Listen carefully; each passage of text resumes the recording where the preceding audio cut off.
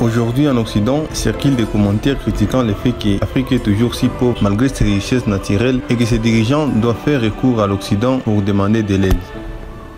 Le président du Burkina Faso, Ibrahim Traoré, 35 ans, a enflammé les réseaux sociaux. Il a fait ses remarques lors de sa participation au deuxième sommet Russie-Afrique qui s'est déroulé à Saint-Pétersbourg en Russie du 27 au 28 juillet 2023. Afin d'offrir un avenir meilleur au peuple africain, le président Ibrahim Traoré, qui est le plus jeune président africain, a souligné la nécessité pour les nations africaines d'aller de l'avant avec de nouvelles alliances. Voici ce qu'il a dit.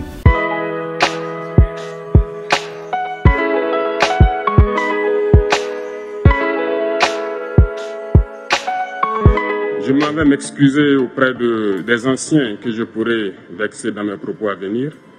Africanité oblige, les droits d'aînesse, je me dois de m'excuser. Camarades, j'ai quelques questions donc de ma génération, mille et une questions qu'on se pose. Mais nous n'avons pas de réponse. Actuellement, nous sommes là pour parler de l'avenir de nos peuples, de ce qui va advenir demain, de ce monde libre auquel nous aspirons, de ce monde sans ingérence dans nos affaires internes.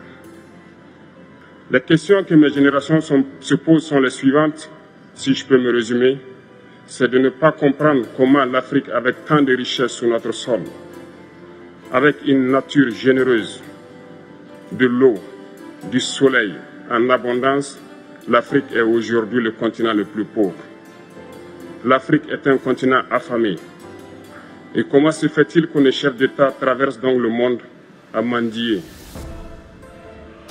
Voici des questions que nous nous posons et que nous n'avons pas de réponse jusque-là. Nous avons l'occasion de tisser de nouvelles relations. Et j'espère que ces relations puissent être les meilleures pour donner un meilleur avenir à nos peuples. Ma génération me charge aussi de dire que, par ce fait de pauvreté, ils sont obligés de traverser l'océan pour essayer de rallier l'Europe. Ils meurent dans l'océan.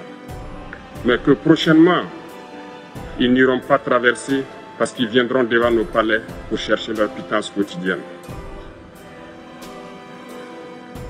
Pour ce qui concerne le Burkina Faso, aujourd'hui nous sommes confrontés depuis plus de 8 ans à la forme de manifestation la plus barbare, la plus violente du néocolonialisme, de l'impérialisme.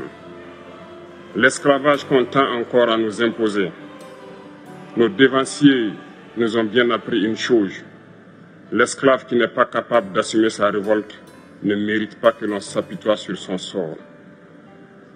Nous ne nous apitoyons pas sur nos sorts, on ne demande pas que quelqu'un s'apitoie sur notre sort. Le peuple burkinabé a décidé de lutter contre l'île terroriste en mesure de relancer son développement. Dans cette lutte, des vaillants peuples, des vaillantes populations se sont engagées à prendre les armes face au terrorisme. Ceux que nous avons affectueusement appelés les VDP, des volontaires. Nous sommes surpris de voir les impérialistes traiter ces VDP de milices et de tout type. C'est décevant.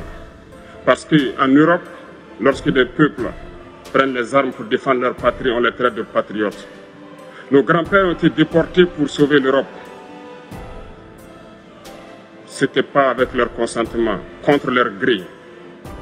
Et bien au retour, on se rappelle bien qu'à Tiaroy, lorsqu'ils ont voulu revendiquer leurs droits élémentaires, ils ont été massacrés.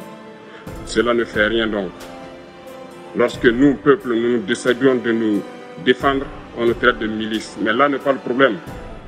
Ce qui est le problème, c'est de voir des chefs d'État africains qui n'apportent rien à ces peuples qui se battent, mais qui chantent la même chose que les impérialistes en nous traitant de milices, en nous traitant donc d'hommes qui ne respectent pas les droits de l'homme.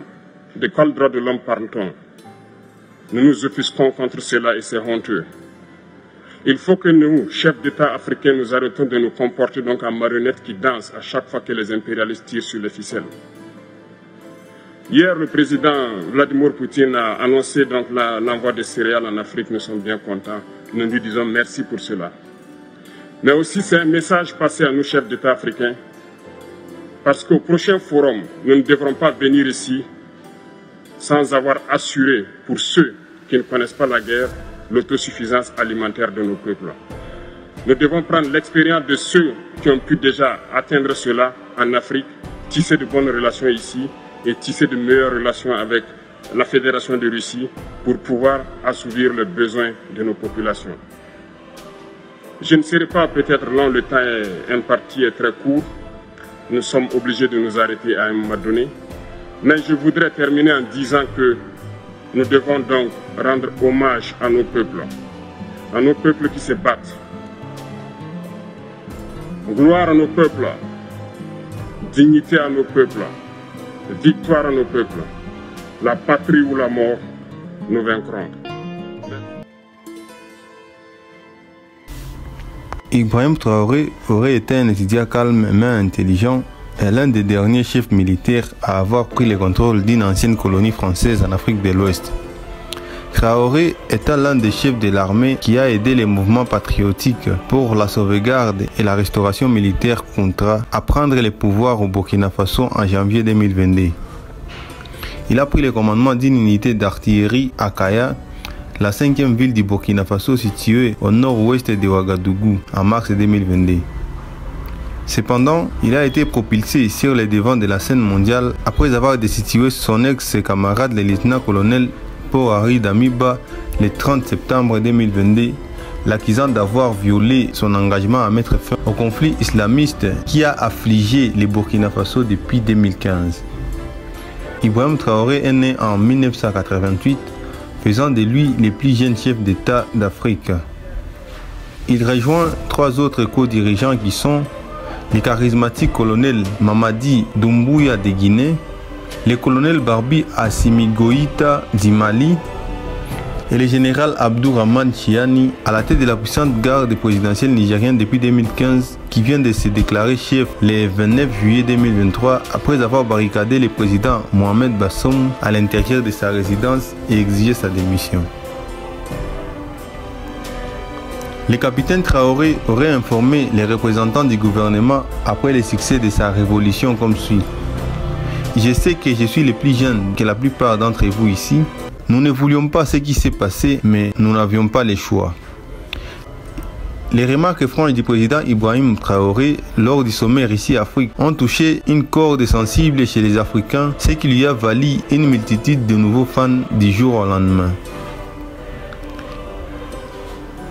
Il est déconcertant que l'Afrique, malgré l'abondance de ses ressources naturelles, continue à lutter contre la pauvreté au point d'avoir besoin de l'aide internationale.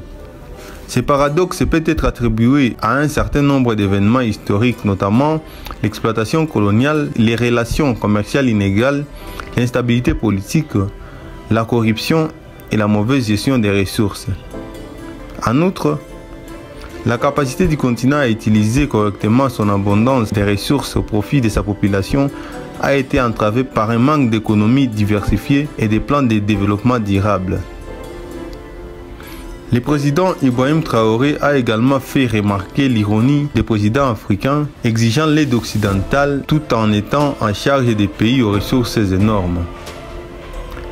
Traoré est devenu un symbole d'espoir pour les changements et les catalyseurs pour perturber les statu quo dans le leadership et l'environnement économique de l'Afrique en exprimant les préoccupations et les questions de longue date de nombreux Africains.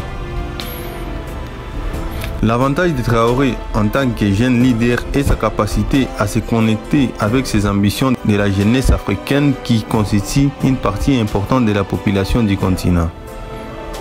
De nombreux jeunes Africains veulent s'identifier aux nouvelles idées et identifier des leaders comme lui qui peuvent proposer des approches innovantes de la gouvernance et faire face à des difficultés de longue date. La jeunesse de Traoré instille la confiance et sert de lumière de progrès pour une génération qui va redevenir les récits de l'Afrique et inaugurer une nouvelle ère de prospérité et d'autonomie. Nous sommes arrivés à la fin de notre vidéo. Merci de bien vouloir vous abonner si vous êtes nouveau sur la chaîne afin de nous permettre d'investir beaucoup plus de temps pour la chaîne et partager plus de contenu pour la communauté. Laissez-moi une grosse pouce bleu, ça fait toujours plaisir. Et dites-moi ce que vous pensez des propos d'Ibrahim Traoré dans la barre des commentaires. À bientôt.